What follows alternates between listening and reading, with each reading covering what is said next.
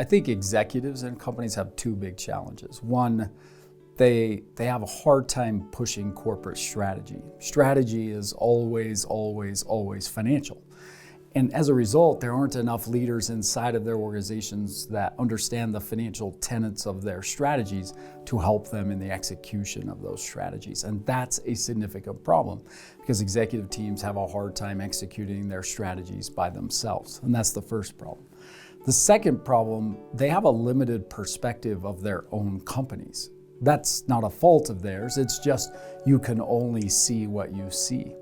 And so one of the things that I think business acumen is really helpful for is it helps them leaders understand the financial tenets of their company strategy so they can align and help execute. And if we do it correctly, we teach leaders to think like the executives, to make the kinds of decisions that the executives would make when faced with the decisions that they're faced with on a daily basis, because they have a massive impact on the organization's profitability.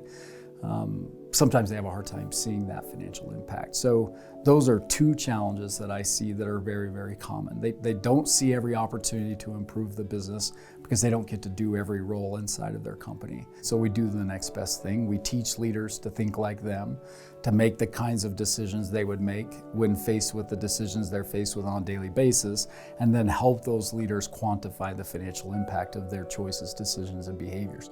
Two amazing things happen. One, everyone in the organization becomes more aligned to the strategy, the goals, the objectives.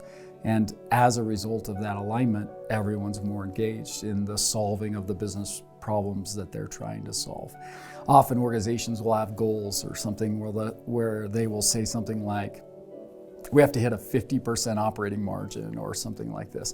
And everybody walks out of the meeting, I hope we hit that thingy.